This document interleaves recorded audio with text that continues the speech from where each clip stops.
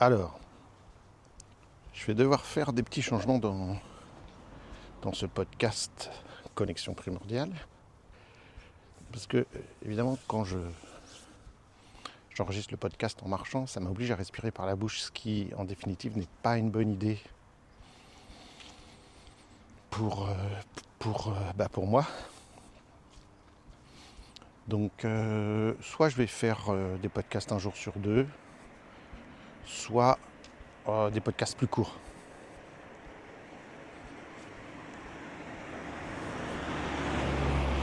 Ou alors, il va falloir que je parle plus lentement, parce qu'il faut que je prenne le temps d'inspirer, et puis d'expirer par la bouche en parlant. Donc, je sais pas, des trois solutions, je pense que la plus intéressante va être de faire des podcasts plus courts. Ce sera pas plus mal, c'est quand même long, des podcasts de 50 minutes. Moi, ça me pose pas de problème, mais il faut vraiment que je respire par le nez et pas par la bouche. Aujourd'hui, je voudrais continuer pour terminer sur le podcast précédent où j'avais parlé de l'importance des objectifs. Je pensais que j'aurais le temps de le faire, mais je vois que j'avais trop de choses à dire sur le sujet. Donc c'est d'expliquer les 4 critères de comment fixer des bons objectifs avec les gens qui viennent nous voir. Et je vais reprendre tout simplement la terminologie, comment je pourrais dire, denisonienne, celle qui nous vient du brain gym. C'est d'avoir des objectifs, alors en anglais on dit pace, donc qui ont un bon rythme, qui nous mettent dans une bonne allure. Mais en français on va dire on met le cap, on met la direction vers nos objectifs, le cap sur nos objectifs. Ouais, ça doit respecter 4 critères, ECAP. Ou c'est vrai que pour fixer les objectifs, en règle générale, on s'y prend quand même dans l'ordre anglais, PACE, positif, actif, clair, énergisant. En français, c'est donc énergisant, clair, actif, positif. Mais c'est vrai que traditionnellement, dans ce cas précis, on commence par le positif, pour les objectifs, pour ce qui est de fixer les objectifs. Et ce qui veut dire que la première chose qu'on doit expliquer aux gens, c'est qu'un objectif, c'est forcément quelque chose qu'on veut atteindre. Et donc, dans l'épisode précédent, on disait que ne pas avoir de problème, ne plus être dyslexique, perdre du poids, etc. ne sont pas des objectifs, ou arrêter de fumer. Ça dit ce qu'on ne veut plus. Et donc un objectif, c'est une direction vers laquelle se diriger.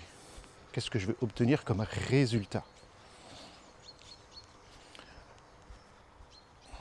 C'est sans doute le plus dur pour les gens parce qu'on a vraiment développé un état d'esprit négatif de toujours voir ce qui ne va pas. Et qu'est-ce qu'on veut dans la vie ? Se débarrasser de ce qui ne va pas, au lieu de chercher à construire les choses. Vous voyez la grosse différence entre je ne veux plus être malade et je construis de la santé. Donc ne plus être malade, c'est je veux me débarrasser de mes symptômes, de ma maladie, ce qui est compréhensible absolument. Mais je construis ma santé, c'est qu'est-ce que je fais dans ma vie de tous les jours pour être en bonne santé. Et évidemment, la conséquence de ça, c'est pour être moins malade. On sera forcément malade tous, même la personne qui prend le plus en charge sa santé, parce que c'est la vie, c'est comme ça que les choses sont. Mais plus on prend soin de sa santé, et évidemment, moins on tombe malade, plus on récupère vite, moins on est malade longtemps. Voilà, alors évidemment, vous savez, on dit toujours qu'on est à 50% génétique et à 50% mode de vie. Donc évidemment, il y a des gens qui ont une génétique qui va quand même favoriser. Et oui, il va y avoir des gens qui ne prennent pas soin d'eux et qui sont en parfaite santé et qui vont mourir très vieux. Et puis oui, ça peut arriver que des gens prennent soin d'eux, mangent sainement, fassent du sport et puis meurent prématurément d'une maladie, d'une pathologie, quoi que ce soit. Donc évidemment, mais ça sont vraiment des exceptions. Les statistiques sont formelles. Plus on prend soin de soi, plus on fait du sport, plus on mange sainement, plus on gère nos émotions. Enfin, on prend soin de nos émotions. Et plus on vit vieux, longtemps, en bonne santé.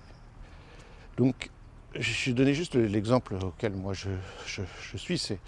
On sait très bien que par exemple, dans le mal de dos, la pire chose à faire, c'est qu'évidemment, ou en général, quand il y a une douleur, on cherche à bouger de moins en moins. On a peur. Et on bouge de moins en moins. Et on rentre dans un cercle vicieux. Quand tous les kinés, les médecins nous disent aujourd'hui, à juste titre, il faut bouger au maximum, au maximum, au maximum, au maximum. Et donc dans un cas, c'est « Oh non, je suis malade, il faut que ça parte ». Et puis quand Quand j'aurai plus mal, alors je me mettrai en mouvement. Alors que les études nous disent c'est plus tôt je me mets en mouvement, le plus je bouge et plus je vais guérir vite. Donc vous voyez, c'est pas attendre que les symptômes disparaissent, c'est mettre en place des stratégies qui vont faire que.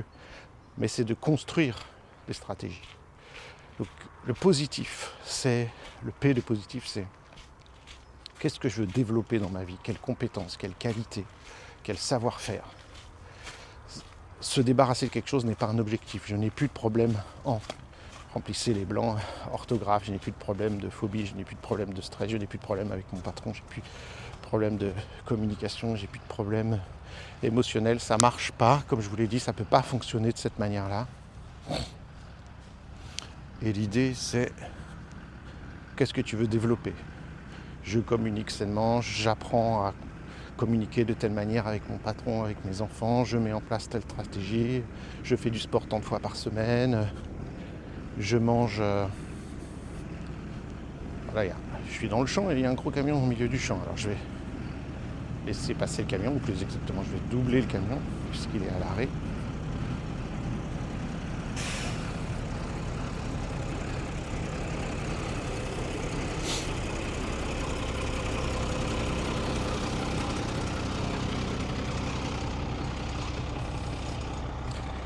Donc ça va être le plus difficile, c'est de voir le positif parce que les gens veulent... Et c'est compréhensible, encore une fois, émotionnellement. Je suis centré sur ce qui ne va pas, sur le négatif, sur la difficulté que j'ai, et je veux plus que tout qu'elle disparaisse. Voilà.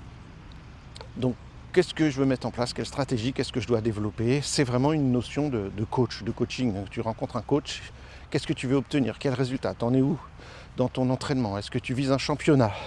Ok, je veux courir un marathon. Dans combien de temps ? Voilà, si la personne dit dans 2 mois, j'ai jamais couru. Si c'est un bon coach, il dit non, c'est trop ambitieux, on va faire un 5 km, puis un 10, puis un semi-marathon, puis un marathon. Mais bon, voilà, je veux courir un marathon dans 1 an, dans 2 ans. Pas avoir d'ambition trop grande. Hein. J'ai vu combien de fois des gens qui se lèvent un matin, là je me rappelle d'une connaissance qui dit ouais, avec mon mari on va s'y mettre, on veut faire 60 km, un truc là, un 60 km. Je dis mais est-ce que tu cours déjà 5, est-ce que tu cours 10, est-ce que tu cours 20 ? Non, mais on va faire 60. Résultat, ils ont fait 0, ils n'ont jamais pris l'entraînement.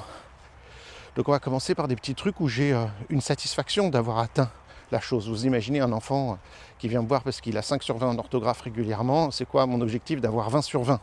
Tu vas vite te décourager mon gars. Je dis pas que c'est impossible, je dis que c'est pas réaliste dans un premier temps. Est-ce que tu serais déjà satisfait si dans un premier temps, tu arrivais à avoir 8 sur 20 ? Et puis la moyenne, et en combien de temps ce serait réaliste pour toi ? Pour ça, le travail avec les personnes en situation de handicap nous a beaucoup aidé, parce que la personne qui vient en chaise roulante et ne nous dit pas « mon objectif c'est de me lever et de marcher ». Ils savent très bien que ce n'est pas possible. Mais ils veulent améliorer des choses dans leur qualité de vie. Ils veulent améliorer des choses dans la gestuelle qu'ils font au quotidien, dans de la prise d'autonomie, dans un certain nombre de tâches. Et puis progressivement, une tâche amène l'autre, on gagne en amplitude, en autonomie, en possible, en posture, en communication. Donc, qu'est-ce que je veux acquérir ? Et on va venir avec les autres critères. Donc, positif, actif. Alors là, c'est un truc hyper important parce que beaucoup de gens viennent nous voir avec l'idée de « je veux être plus heureux, je veux être épanoui, je veux être bien dans ma peau, je veux être serein ». Et ça marche pas, c'est pas actif. En fait, un objectif, ça doit être quelque chose qui est mesurable. Je veux dire, est-ce que tu es épanoui sur une échelle de 1 à 10, tu es combien épanoui ? Oui, on pourrait faire ça. Épanoui dans ton métier, dans ta vie personnelle, épanoui dans l'absolu. C'est très difficile. Tout le monde veut être heureux. Mais la bonne question, tout le monde veut être épanoui, tout le monde veut être en équilibre. C'est normal. Mais qu'est-ce qui, toi, te fait te sentir heureux, te fait te sentir épanoui, te fait te sentir en équilibre ? Est-ce que pour l'un, là je voyais avec des sportifs, eux c'est entraînement minimum 1 heure par jour. Et eux ils se sentent épanouis comme ça. D'autres gens ça va être de faire des activités artistiques, ils vont se sentir épanouis. D'autres ça va être de passer du temps avec d'autres gens, des activités sociales, c'est comme ça qu'ils vont être épanouis. D'autres c'est à travers leur travail. D'autres c'est en passant du temps en famille avec leurs enfants. Donc plutôt que de dire je veux être épanoui et puis d'évaluer ça comme ça un peu c'est quasiment impossible, c'est de dire, toi, quand est-ce que tu te sens épanoui ? Quand je passe du temps avec mes enfants. Alors à l'heure actuelle, tu passes combien de temps environ par jour ou par semaine, ou quels sont tes moments privilégiés, les activités que vous faites ensemble ? Justement, c'est quand on a le temps ici ou là, donc qu'est-ce que tu pourrais mettre en place ? Voilà, je mets en place que le mercredi et le samedi, on fait telle ou telle activité. Je me rappelle quand j'avais rencontré un psychiatre, quand j'avais fait mon burn-out, dépression à l'âge de la quarantaine, avec le divorce et tout ce qui va bien avec, j'avais rencontré un psychiatre qui faisait de la psychologie positive. Donc dans psychologie positive, c'est ça l'idée, c'est qu'est-ce que tu mets en place, qu'est-ce que tu construis. Alors il m'avait fait faire quelque chose qui avait été extraordinaire pour moi, surtout qu'il en profitait pour jouer sur mon système de croyance, ma manière de faire, et ma rigidité mentale sans doute. Et l'idée c'est qu'il m'avait dit quelle serait, par rapport à vos enfants, je ne sais plus les détails exactement, mais la pire chose que vous ne voulez pas faire avec vos enfants, alors moi j'avais dit manger à McDo, parce que McDo pour moi ça représente tout ce qui est la malbouffe, la maltraitance des personnels, l'agriculture intensive, toutes les mauvaises valeurs, voilà. Donc j'avais dit enlever ce genre de choses. Je m'avais posé quelques questions, puis après, à la fin de la séance, il a pris son livret d'ordonnance, c'est un psychiatre, puis il a écrit sur une ordonnance, il a écrit « Toutes les semaines, j'emmène une fois par semaine mes enfants à McDo ». Je dis « Vous êtes fous ou quoi ?» Et il dit si, vous allez faire ça, ça va. Et donc vous imaginez la tête de mes filles, chez qui on n'était jamais allé quand je suis rentré. Alors mes filles à l'époque, la plus grande, elle devait avoir 13-14, la plus petite, 7, 8, 9, 10, 11, 12, non c'est pas ça. Bref. Ouais, 15 et 10 plutôt, voilà, c'était ça, 15 et 10, ils ont 5 ans d'écart. Et donc quand je suis rentré, j'ai dit ça à mes filles, la tête de mes filles, et genre, tu vas pas bien, papa. Et puis ce qui m'a fait très plaisir, c'est de dire, ah non, papa, pas McDo, on déteste McDo, mamie nous emmène. Donc ça veut dire que ma mère les avait emmenés en cachette 2-3 fois. Et on n'aime pas, ça pue, c'est pas bon. Donc, genre... Et du coup, j'ai dit, alors on fait quoi ? Alors on avait choisi pizzeria, elles ont choisi, on préférait aller manger une pizza une fois par semaine. Donc ce qu'on a fait tous les mercredis, on allait pizzeria et ça a changé beaucoup de choses pour moi, psychologiquement. Le fait de prendre du temps pour mes filles, de voir leur père faire quelque chose que, elles ne s'attendaient pas. Et donc ça a créé plus d'équilibre dans ma famille.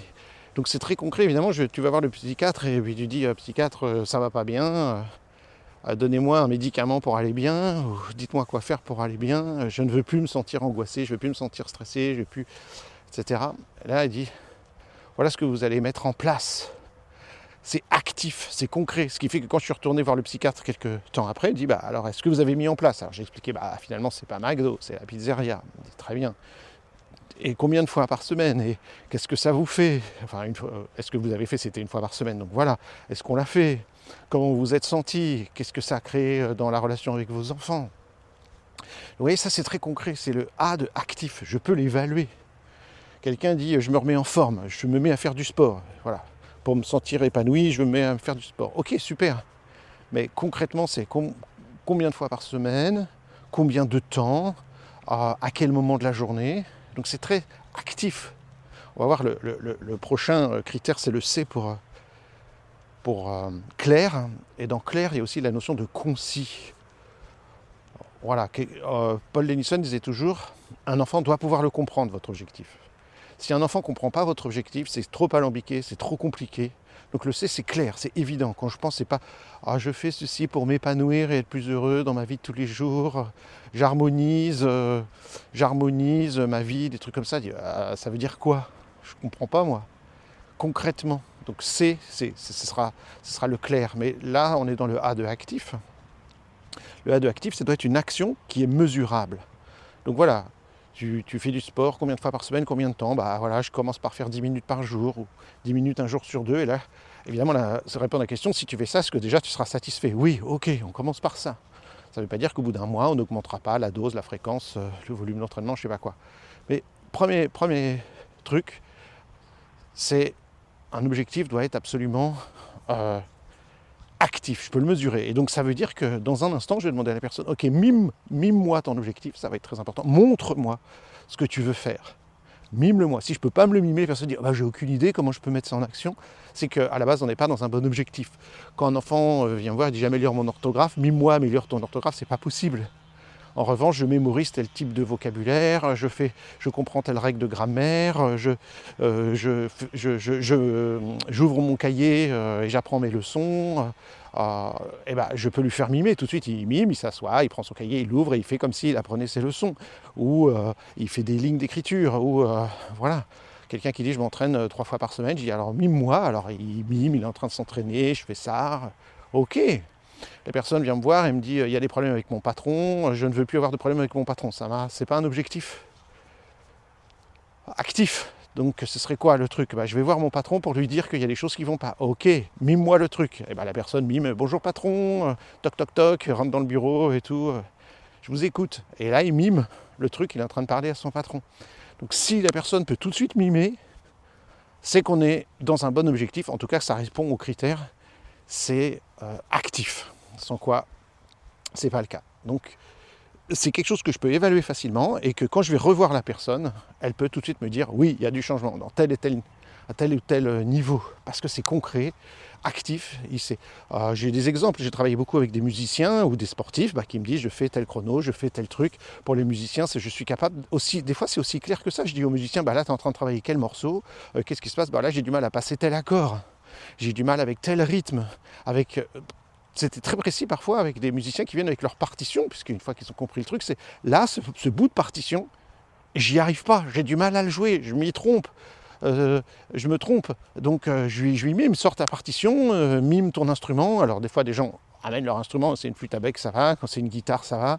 J'ai eu une fois une personne qui est venue avec une harpe, une grande harpe de concert dans le cabinet. Qui est venu avec une voiture, un utilitaire, et qui descend avec un truc à roulettes, et qui est rentré dans le cabinet. J'habitais au rez-de-chaussée, avec accueil pour handicapés, pour personnes en situation de handicap dans le cabinet.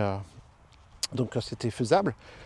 Bon voilà, mais bon, le piano, ça va être difficile. Bon, un petit piano électrique. Bon, dans l'absolu, c'est pas absolument indispensable, mais il faut que la personne se mette dans la situation. Donc tu fais observer le truc. Alors, et puis quand ils reviennent, c'est ça qui est génial, est-ce que tu as augmenté? Est-ce que ça a changé ton chrono, ta souplesse, ton machin, les mouvements que tu ne pouvais pas faire? Donc ça c'est pour le sportif. Pour le musicien, qu'en est-il du rythme, de ta partition, de l'accord que tu as du mal à jouer? Et donc voilà, c'est très clair.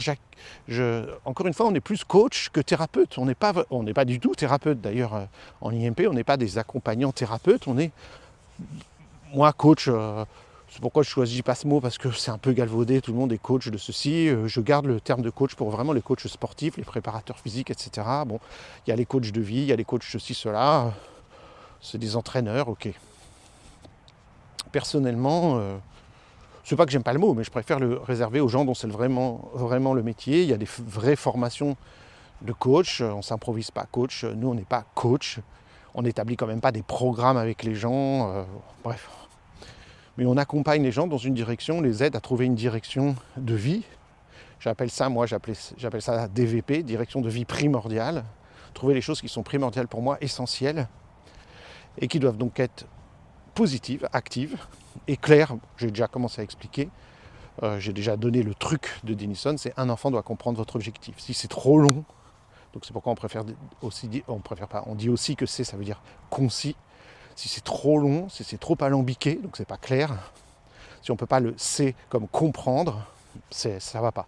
N'importe qui, tu dis ton objectif, ok, je fais un marathon en telle durée, je m'entraîne 3 fois par semaine, 10 minutes, ok, tout le monde comprend ça. Je mets en place des stratégies qui vont permettre d'être plus épanoui, de mieux communiquer. Waouh. Ça devient compliqué. Et là, ça va être difficile que ce soit atteignable. On dit souvent, dans les méthodes d'objectifs, il faut qu'il soit atteignable. Ce ne sera pas atteignable si ce n'est pas clair et si ce n'est pas actif. Donc voilà pour le actif, pour le clair, je pense que ça va de soi, mais c'est important parce que souvent les gens ils partent dans des phrases compliquées parce que c'est compliqué dans leur tête. Vous connaissez la fameuse phrase, je crois que c'est Boileau. J'espère que je ne vais pas me faire avoir des commentaires. Ce qui se conçoit bien s'énonce clairement. Et bien c'est exactement ça. Et les mots qui... Tu sais quoi la suite? Et les mots qu'il faut, je sais pas quoi, viennent aisément. Désolé pour les littéraires. Mais c'est ce qui se conçoit bien s'énonce clairement. Donc si ça ne peut pas s'énoncer clairement, c'est que c'est pas bien conçu. C'est pas bien conçu, comment voulez-vous que j'atteigne mon objectif? Et les mots, je sais pas quoi, viennent aisément. Donc ça doit venir clair. Donc voilà. Il nous en reste plus qu'un. On va faire un podcast court, super. Ah, positif et présent pour le P qui nous reste. Donc n'importe quoi. Excusez-moi. Donc on a fait positif, actif, clair, et il nous reste le E, énergisant, énergétique, enthousiasmant. En anglais, les Denison, ils disent E pour energetics, qui se traduirait le mieux par énergisant, ça m'énergétise. C'est un autre mot pour dire que la motivation doit être intrinsèque. Donc là, je ne vais pas développer cette notion-là, c'est une énorme notion de psychologie qui est très importante avec je ne sais pas comment on appelle ça, le paradigme de Deci et Ryan. Si vous faites des recherches sur Internet, Deci c'est D-E-C-I et Ryan, R-Y-A-N, sont deux chercheurs en psychologie. C'est une sans doute des comment on appelle ça, théories psychologiques qui a été le plus étudiée. Il y a eu des milliers littéralement d'articles sur ce sujet depuis plusieurs décennies, sur ce qu'ils appellent le paradigme de la... C'est pas le paradigme... Enfin, de la motivation. Ils ont étudié, ces psychologues, la motivation. Qu'est-ce qui motive les gens? Les motivations extrinsèques, intrinsèques, introjectées, etc. Il y a tout un paradigme. Qu'est-ce qu'il faut mettre en place pour que les gens soient motivés, que ce soit chez les sportifs, chez les personnes qui viennent dans le cabinet du psy, chez les enfants. Aujourd'hui, la motivation est extrêmement bien étudiée. Il y a des centaines, que dis-je, des milliers d'études scientifiques qui nous disent comment fonctionne la motivation, comment aider à motiver les gens, et je ne comprends pas comment les enseignants, les orthophonistes et tout un tas de gens ne soient pas informés et connaissent ça. Nous, on forme des milliers, j'exagère un peu, chaque année des centaines de professionnels, et en général, c'est la première fois qu'ils ont entendu parler de ce modèle, qui est pourtant une des théories les plus validées, consolidées scientifiquement. Et ça me surprend toujours, parce que ça date depuis plusieurs décennies. Les recherches qui ont été faites sur ce sujet sont énormes. Alors normalement, les gens qui font les thérapies cognitives et comportementales sont bien formés à ça maintenant. Donc, cette idée de énergisant, ça sous-entend donc en psychologie et dans le modèle d'Deci Ryan que c'est une motivation intrinsèque. Ça vient de moi. C'est pas quelqu'un qui dit, parce que évidemment, souvent c'est les parents nous amènent des enfants dans ce cas typique, disant changez-moi cet enfant, faites en sorte qu'il soit plus paresseux. Voilà ce qu'il faut nous dire. Il faut qu'il travaille, il faut qu'il soit motivé, il faut qu'il améliore son orthographe, sa concentration. Il a des problèmes de ceci, il a des problèmes de cela. Donc là, on se tourne vers l'enfant, le pauvre, il y a la longue liste de « je vous présente mon incapable de gamin, moi j'ai tout bien fait, mais regardez le résultat que j'ai obtenu ». Donc évidemment, ça ne va pas être ça notre approche. Notre approche, moi, c'est évidemment d'écouter les parents dans leurs demandes, dans leurs souffrances parfois, mais ça va être de m'adresser à l'enfant, de dire « toi, quels sont tes objectifs ?» Et donc évidemment, l'enfant, il ne va pas dire... Enfin, pas évidemment. Des fois, il va parler du scolaire. Mais l'enfant peut très bien me dire, alors que les parents l'amènent pour améliorer les choses au niveau scolaire, l'enfant peut tout à fait me dire mes objectifs, c'est m'améliorer dans tel truc en sport, m'améliorer dans passer le prochain niveau dans tel jeu vidéo, ça va être de me faire des copains, de marquer plus de buts au foot. Et c'est ça que je vais faire. Il est hors de question que je n'écoute pas la personne avec laquelle je travaille. Sans quoi, la personne ne sera pas motivée à pratiquer ses mouvements et donc on n'aura pas de résultat. Alors là, j'aurais énormément de choses à dire pour dire comment tu fais pour concilier les deux. C'est les parents qui payent, il faut respecter c'est les parents qui savent, tout. Alors là, je partirai sur un podcast de très très longue durée. Venez vous former en IMP, on explique tout ça au fur et à mesure des stages. Comment favoriser la motivation, comment créer le lien parent-enfant, comment respecter les uns les autres, comment connecter tout ça. Là, je peux vous encourager que de venir faire la formation. Ludivine a développé une longue pratique de ça en cabinet, avec toutes les théories d'Deci Ryan et plein d'autres choses, des trucs qui viennent de plein de domaines. Et au fur et à mesure de chaque séminaire, on développe un peu plus ces connaissances-là et la capacité à faire tout ça. On commence un tout petit peu dans l'alphabet du mouvement, un tout petit peu dans connexion primordiale. On le développe largement plus dans le stage qui s'appelle la kinésphère. On continue à le développer dans Né pour aimer. Et point final dans ce cours qui s'appelait avant la symphonie des réflexes, mais maintenant qu'on appelle plutôt LAV. Ça veut dire latéralité, apprentissage et vision. Et dans ce cours-là, on développe encore toutes ces notions-là pour développer tout ce qu'on appelle nous un paradigme éducatif qui va permettre de prendre en compte tous ces paramètres et qui crée une grosse différence et qui fait qu'on est fier de dire qu'en IMP, les gens qui utilisent cette approche, ce paradigme éducatif, on a à peu près, enfin, vraiment autour de 85 à 90% des gens qui pratiquent chez eux le programme moteur IMP, donc avec beaucoup de résultats. Évidemment, comme on forme beaucoup des kinés, des psychologues, des orthophonistes, etc., si ces gens utilisent aussi ce protocole, donc changent un peu leur manière de procéder, et utilisent ce protocole éducatif, et ils obtiennent aussi ces résultats-là, les psychomotes, les coachs, etc. Donc ça, c'est hyper important. Parce que c'est ça qui fait toute la différence. Est-ce que les gens vont pratiquer ou ne vont pas pratiquer? Si les gens ne pratiquent pas, les résultats ne seront pas là. Hein. C'est, quand tu vas chez le docteur, tu as des médicaments à prendre et tu ne les prends pas. Donc, ça ne veut pas dire que tu ne peux pas guérir. Mais enfin, vous m'avez compris, si tu as une infection et que tu ne prends pas tes antibiotiques, tu vas voir ce qui va se passer. Donc, bref. Si tu vas chez le kiné parce que tu dois faire une rééducation et que tu ne fais pas les mouvements du kiné, ça va être chaud. Donc là, c'est la même chose. Donc cette idée d'enthousiasmant ou énergisant, c'est est-ce que cette activité me donne de l'énergie? Est-ce que ça me motive intrinsèquement? C'est pas si tu fais pas ça, tu vas voir ce qui va se passer. Ou si tu fais, donc un peu le bâton là, ou si tu fais ça, alors tu auras un scooter pour ton bac. Ça, c'est pas une motivation intrinsèque. J'en ai rien à faire, je le fais pour te faire plaisir. On n'est pas du tout dans la démarche qu'on a en IMP, on n'est pas du tout dans le modèle de la motivation intrinsèque de DC Ryan. Donc ça va être majeur d'avoir toutes ces compréhensions, toutes ces ficelles, encore une fois, qu'on donne au fur et à mesure des séminaires. Puis c'est chouette parce que c'est enregistré maintenant, donc vous pouvez revoir ça. Parce que des fois, il y a beaucoup d'explications avec beaucoup de diapos et vous pouvez progressivement intégrer tout ça dans votre travail. Donc encore une fois, dans la formation, l'alphabet du mouvement, il y en a un tout petit peu. Connexion primordiale, un tout petit peu plus. Une grosse dose dans la kinésphère. Et puis, enfin une grosse dose, une dose plus élevée. Puis on continue dans Né pour aimer, et puis dans latéralité, apprentissage et vision. Donc là, l'idée, c'est est-ce que ça me motive? Est-ce que ça vient de moi? C'est énergisant? C'est enthousiasmant? Si personne dit non, ça ne me motive pas, elle ne va pas pratiquer. Donc ça, c'est majeur. Et des fois, c'est très intéressant parce que les gens, ils viennent, ils nous parlent de leurs problématiques, machin, puis on transforme ça en objectif positif, clair, actif.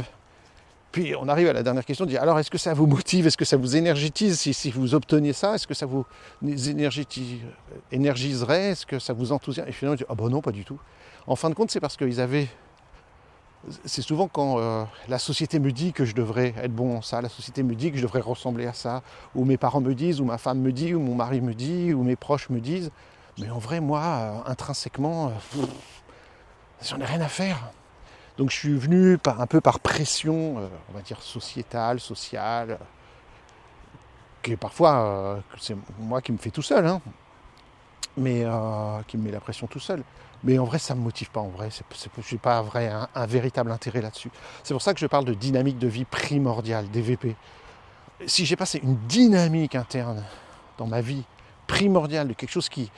j'ai beaucoup parlé dans les épisodes précédents des valeurs, hein, c'est grâce à la méthode ACT, que j'ai, c'est connu depuis longtemps évidemment, mais en acte, on développe ça à fond. Et le premier truc, c'est quelles sont mes valeurs. Si je n'y vais pas dans le sens de mes valeurs dans la vie, j'arriverai à rien, je ne serai jamais épanoui, heureux, ni rien.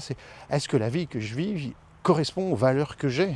Je veux dire, c'est la question à se poser. Quelles sont mes valeurs et est-ce que je vis selon mes valeurs? Sinon, je suis toujours dans l'insatisfaction, je suis toujours malheureux, les choses ne vont pas bien, physiquement, émotionnellement... cognitivement, il n'y a pas de motivation dans ma vie. Non. Quelles sont mes valeurs? C'est plus ou moins explicite. Hein. Si on me demande écris tes valeurs comme ça, de but en blanc, c'est difficile. Mais mes valeurs, elles ont été intériorisées par ma vie, par mon éducation, par mes croyances, par mes lectures, par mes rencontres, par tout ce que j'ai fait dans la vie. Et aujourd'hui, je vis selon... Ah, j'arrive près des chevaux. Un très beau cheval blanc. Et sa tête qui sort, il me voit arriver, il pense qu'il va avoir un câlin, je m'approche doucement, comme vous le savez. J'ai peur des chevaux. Il me sent la main, il veut me faire un bisou. T'es beau toi? Ou t'es belle toi? Je gratte la bête. Oh, j'aime pas comment ça me regarde et tout, les chevaux, j'ai peur. Je m'éloigne. Ah, elle veut aller vers moi, mais c'est pas que j'ai vraiment... Enfin si, J'ai pas peur parce il ou elle est du côté de la barrière, mais je suis pas à l'aise avec ces bêtes.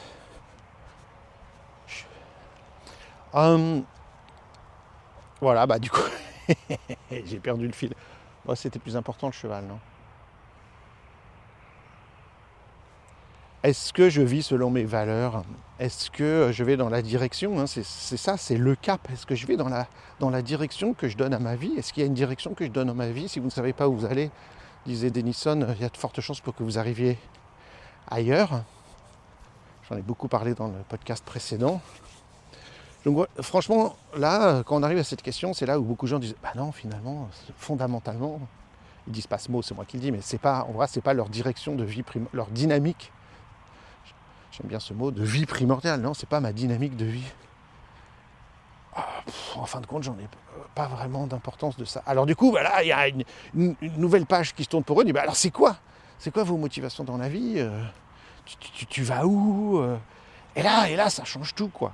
On part sur des trucs qui sont plus... qui me prennent aux tripes, quoi. Donc ça, c'est quelque chose d'important. Alors, entendons-nous bien, hein, c'est pas quelque chose que je cherche à créer avec les gens. Les gens me disent, ça vous énergétise. Oui, ok, paf, c'est parti. Hein. En 5 minutes, on a fixé l'objectif. Hein. J'accorde maximum 10 minutes, hein, parce que sinon, on commence à parler dans des trucs. Je suis pas un thérapeute, je suis pas un psychologue, c'est pas mon but. Mon but, c'est quel est un objectif pour tout de suite pouvoir observer comment vous fonctionnez par rapport à ça, comment vos objectifs... par rapport à vos objectifs, votre objectif qu'on vient de déterminer, qu'est-ce qui se passe au niveau de vos 3 dimensions corporelles, qu'est-ce qui se passe dans votre schéma corporel, qu'est-ce qui se passe, ce qui me permet de voir comment tout ça fonctionne, le schéma corporel, les 3D, au niveau de l'intégration de vos réflexes archaïques et de l'émergence et de la présence de vos réflexes de vie. Moi, je vais regarder tout ça, les réflexes de naissance, les réflexes du visage, les réflexes posturaux, en fonction de ce que je vois là, puisque chacun de ces réflexes, c'est un schème psycho, émotionnello, posturalo, cognitivo, ce que vous voulez, c'est un schème. Est-ce que j'ai accès à ce schème par rapport à mon objectif? Et je peux tout à fait avoir accès à ce schème pour un objectif donné et pas accès à ce schème sur un autre objectif donné. Donc, qu'est-ce qu'il en est de ces différents schèmes par rapport à cet objectif? Donc le but, c'est hop, on va à un objectif, on y va. J'accorde 10 minutes pour ça. Je ne vais pas me lancer dans des heures. Pourquoi? C'est un travail qu'ils peuvent faire à la maison. Je peux leur dire, prenez un papier, la prochaine fois, revenez avec vos valeurs, ce qui vous tient à cœur vraiment, qu'est-ce que vous voulez accomplir dans votre vie, le fameux truc du fais la liste de tout ce que tu veux faire avant de mourir. Je veux dire, ça, c'est un truc génial. Sur ton lit de mort, qu'est-ce que tu voudrais avoir coché sur ta liste, sans quoi tu considérerais que tu es passé à côté de ta vie? Je veux dire, qu'est-ce qu'il y a de questions plus importantes que ça? Si pour toi, c'est un objectif de toute ta vie d'aller voir les pyramides d'Égypte, ou d'avoir fait le tour du monde en bateau, ou d'avoir passé beaucoup de temps avec tes enfants, ou d'avoir créé une association qui aide ton prochain,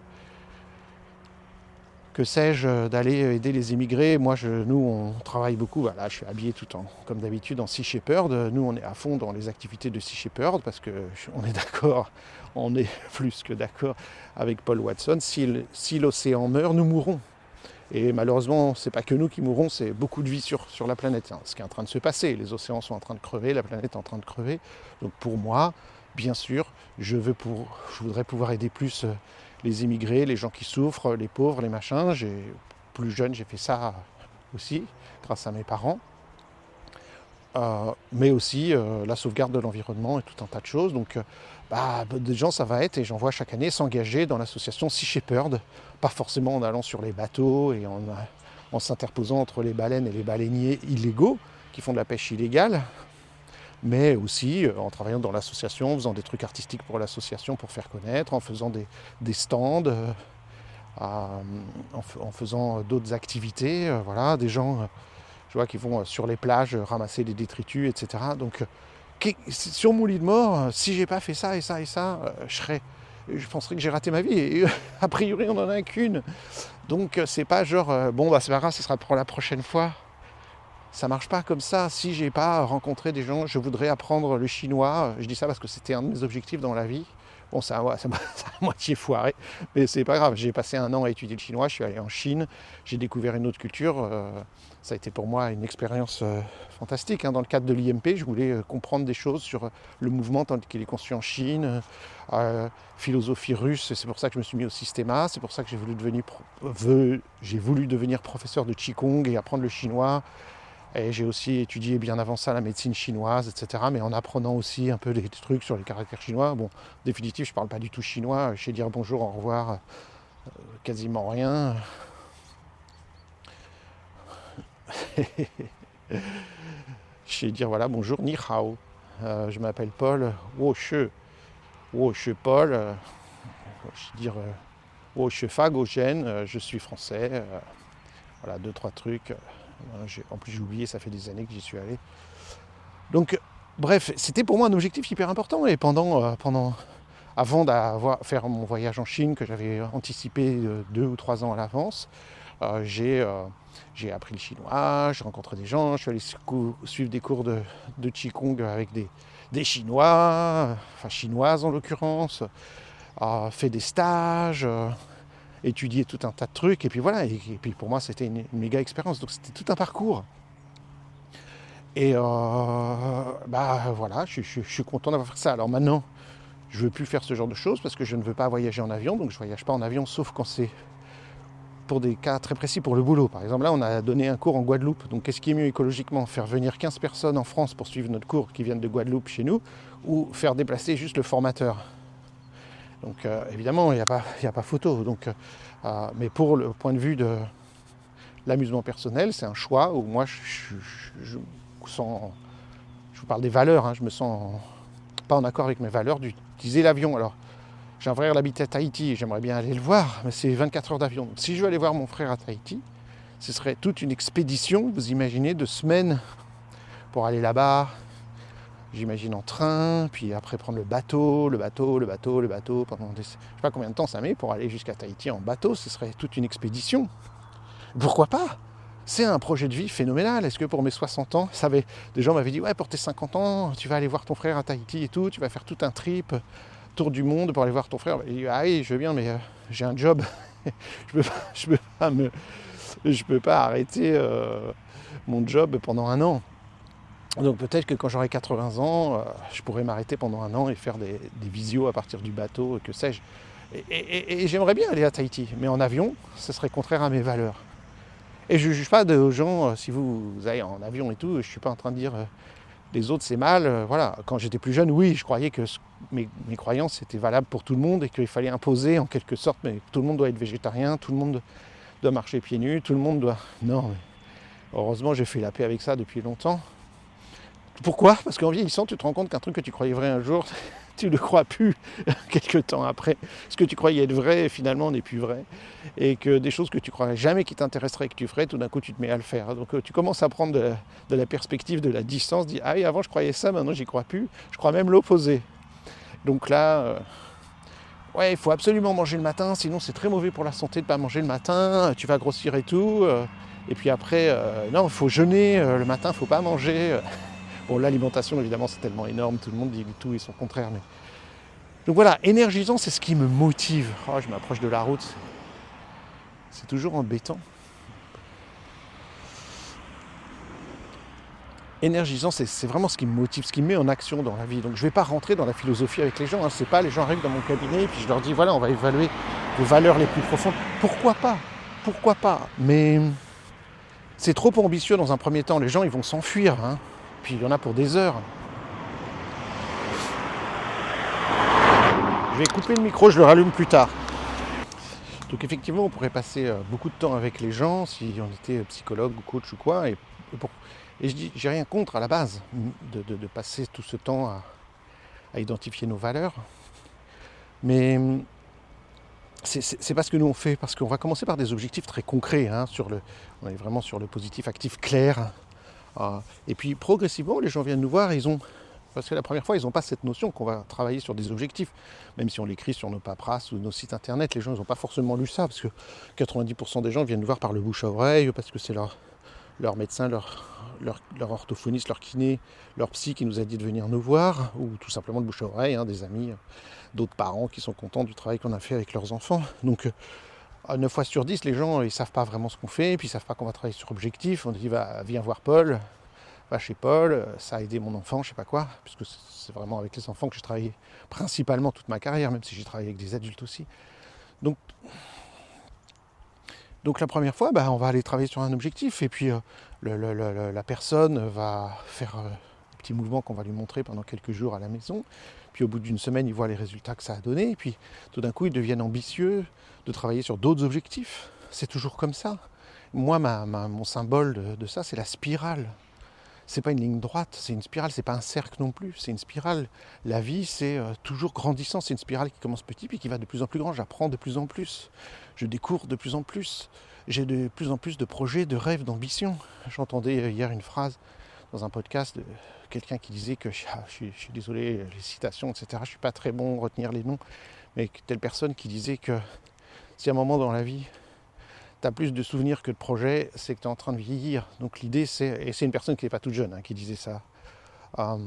J'écoute beaucoup de podcasts en anglais, de psychologues, de médecins, de biologistes, de machin. Bon, j'aimerais bien l'écouter en français, mais ça n'existe pas.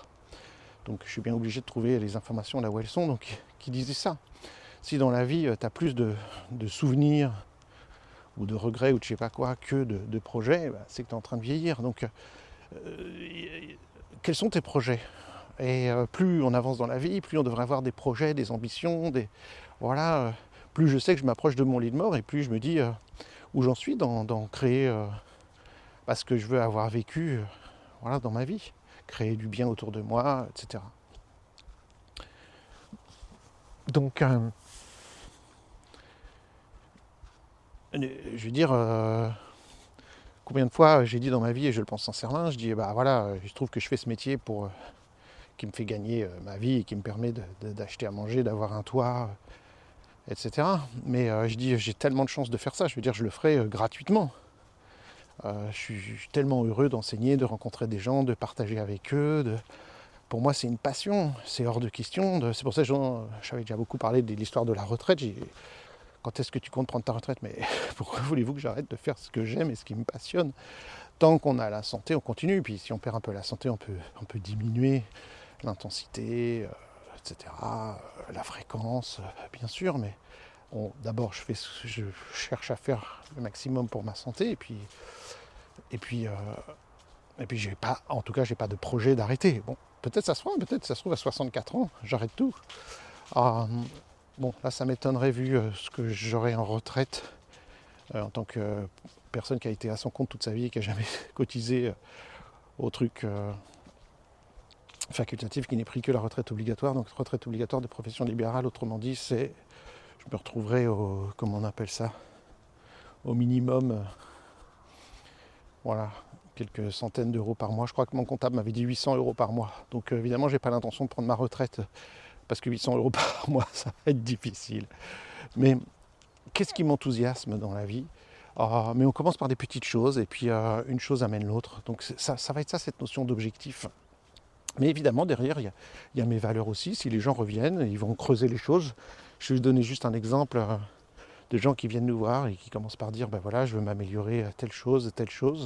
Et au bout de 2, 3, 4 séances, ils commencent à nous parler d'améliorer telle chose dans leur relation, le lien avec les collègues, des choses liées à la santé, des projets qu'ils veulent accomplir, des choses incroyables. Et ce qui m'a permis, et encore une fois, c'est ça aussi qui nous donne de la force à faire ce qu'on fait, de voir des gens qui accomplissent des projets qu'ils ne pensaient pas qu'ils auraient pu faire.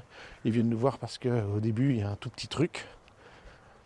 Et puis, non pas que les choses n'étaient pas là, mais progressivement, ils deviennent de plus en plus ambitieux et reprennent leur vie en main. Et cet enthousiasme grandit, cette énergie.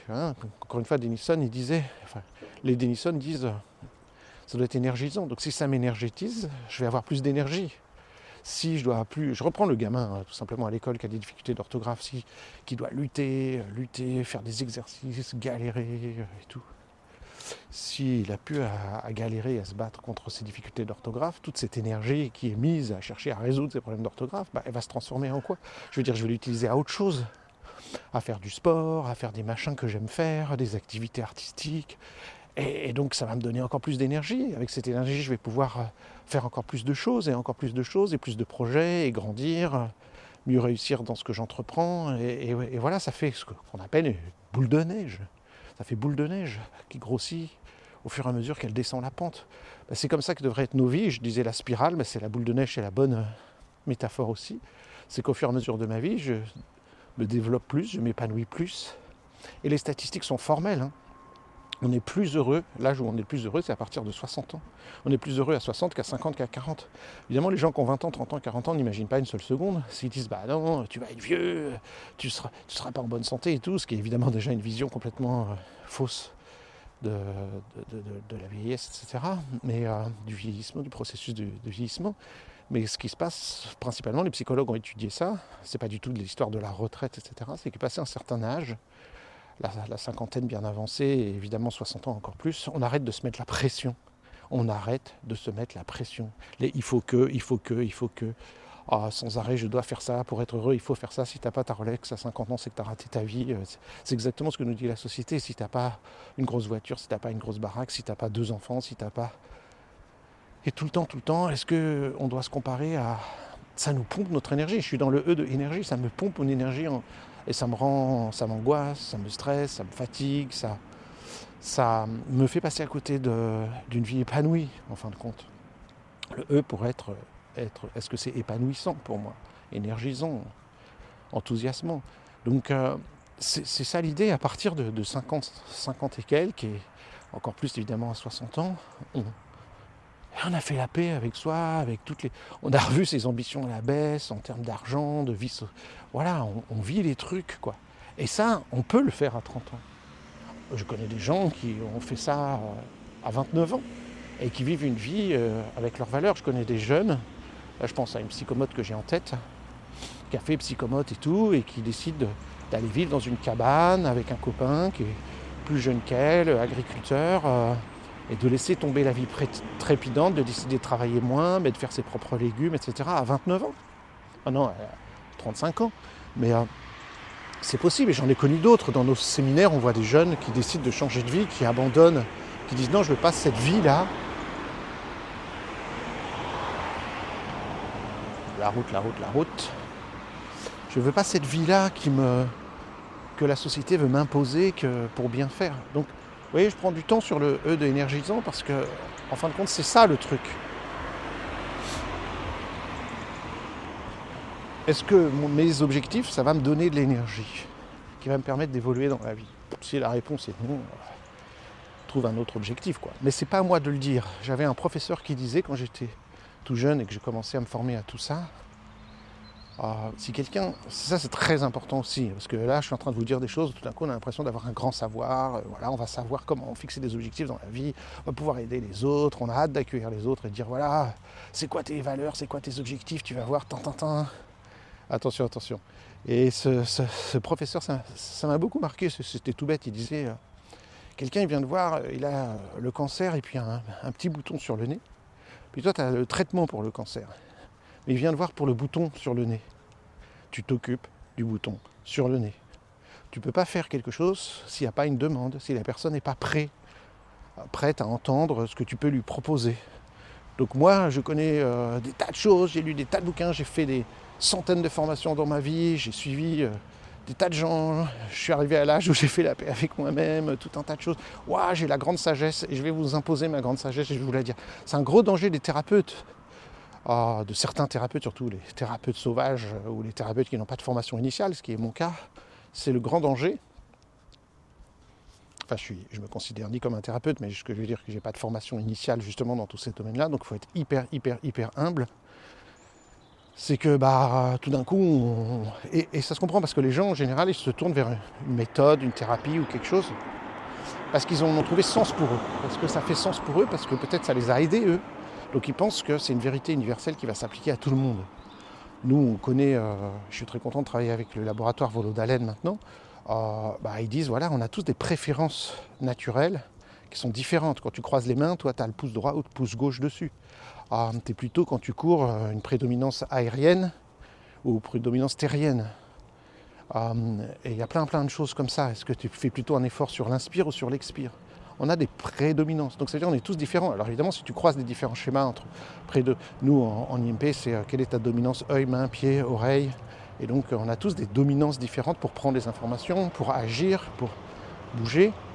Et donc ce qui fonctionne pour moi ne fonctionne pas forcément pareil pour les autres. Évidemment, à 20 ans, à 30 ans, à 40 ans, 50 ans, 60, 80 ans, etc., c'est pas non plus les mêmes besoins, les mêmes demandes. Donc la personne vient me voir pour le petit bouton sur le nez, la personne vient me voir pour améliorer son orthographe, la personne vient me voir pour faire un accord en musique sur sa partition. Je travaille là-dessus et j'arrive pas en disant, vous savez que j'ai des moyens pour être épanoui dans la vie, est-ce que vous êtes plein d'énergie, quelles sont vos valeurs, allez hop, grand discours, grand truc et tout. Les gens vont pas revenir, hein. Les gens vont pas revenir et ils auront raison, ils vont fuir. C'est qui ce fou? C'est qui celui qui se prend pour un gourou? Donc ça là, nous on a des choses, on accompagne la personne. Donc c'est la personne, c'est son choix, sa décision, sa direction, son rythme. Et on est juste là pour accompagner avec tout ça. Exactement comme un Sherpa va suivre le gars. Le Sherpa, il a la nourriture, il a les choses, il porte les trucs et puis la personne il fait son aventure et le Sherpa est là pour le soutenir, pour l'aider à atteindre les objectifs que la personne... voilà. Donc on paye le Sherpa pour nous aider, pour nous accompagner et il va nous conseiller éventuellement, il va nous dire pas trop vite, il s'y connaît mieux que nous, hein. Donc c'est un peu cette idée, j'avais appris ça parce que là encore quand je me rappelle quelqu'un qui suivait les cours avec moi quand j'étais tout jeune et lui il était beaucoup plus âgé, il avait 40 ans, il était vieux, moi j'avais 20 ans et il était guide de haute montagne, même très haute montagne, donc il allait accompagner les gens au sommet de l'Everest. Et donc c'est lui qui m'a appris ça. Il me disait, tu sais, nous les guides, on doit se mettre toujours au niveau de la personne la plus lente, du rythme de la personne la plus lente. Lui, il serait capable évidemment d'arriver, avant que les gens soient arrivés au premier niveau de, je sais pas quoi, de l'Himalaya, de l'Everest, je sais pas quoi, premier campement. Non, ça n'a aucun sens. Je suis là pour accompagner les gens. Et c'est comme ça que des années et des années et des années après, 30 ans après, non pas 30 ans après, 20 ans après exactement, quand j'ai créé l'IMP, j'ai souhaité qu'on s'appelle les accompagnants, un peu comme on serait des accompagnateurs de guides de haute montagne. Voilà, ça vient de là, vous savez pourquoi, on est accompagnant en IMP. Et ce E de énergisant, cette histoire de valeur, c'est quelque chose qui est là derrière, qu'on est à disposition des gens, mais quand ils seront prêts, quand ils en feront la demande, et les gens ils commencent par ce qui les amène. Et puis s'ils reviennent et qu'ils ont envie d'aller plus loin et qu'ils le proposent, on va les suivre avec toujours cette notion de cap, de mettre le cap, de mettre la direction, de barrer son navire. Quelle est ta direction? Est-ce qu'elle est positive, active, claire? Et est-ce qu'elle te remplit d'énergie? Et je pense que dans la vie, c'est pas tous les jours de sa vie qu'on doit se poser ces questions, hein, bien sûr, mais c'est de temps en temps se poser et dire voilà, est-ce que ce que je fais est plutôt positif, actif, clair et me donne de l'énergie? Et si pas, je peux changer le cap, je peux changer ma direction. CAP, le cap, je peux changer de direction. Alors, peut-être pas à 180 degrés chaque jour, mais voilà, quand on barre un navire, le plus efficace c'est d'aller lentement, pas donner des grands coups de barre, ça c'est dangereux. On a des petits coups qui progressivement sur la durée et la longueur nous fait avancer, nous fait changer. Si on fait des grands coups de barre parce qu'il y a un danger immédiat, mais pas dans la durée. Dans la durée, c'est évidemment quand il y a un danger dans nos vies, il faut changer radicalement. Une urgence de santé ou quoi que ce soit qui se passe dans nos familles, ça devient la priorité. C'est la bonne manière de faire, évidemment. Mais on ne peut pas vivre toute notre vie dans l'urgence et faire des coups de barre à droite, coups de barre à gauche, et d'attendre que les problèmes arrivent. Voilà, un iceberg à droite, un rocher à gauche, un courant violent ici. Et puis souvent, beaucoup d'entre nous, on vit avec des grands coups de barre à droite, à gauche. On attend que les problèmes arrivent pour réagir. Nous, l'idée, c'est d'avoir une direction long terme et progressivement d'y aller, et puis de faire des petits rectificatifs très lents, très doux. Et c'est comme ça que les changements vont pouvoir se mettre en place. Et finalement, en définitive, vous savez que s'il y a quelques 1 degré de changement au départ, mais à l'arrivée, on arrive à un autre endroit dans le monde, dans un autre continent, dans un autre pays, et il suffisait de partir dans un autre degré dans l'autre direction, et au lieu d'arriver en Amérique, on va se retrouver en Asie, toujours en partant de l'Atlantique pourtant. 1 degré de départ, de différence, va m'amener à l'opposé sur le globe, mais pas par des grands coups de barre. Je vous dis à prochainement pour des podcasts plus courts ou plus espacés.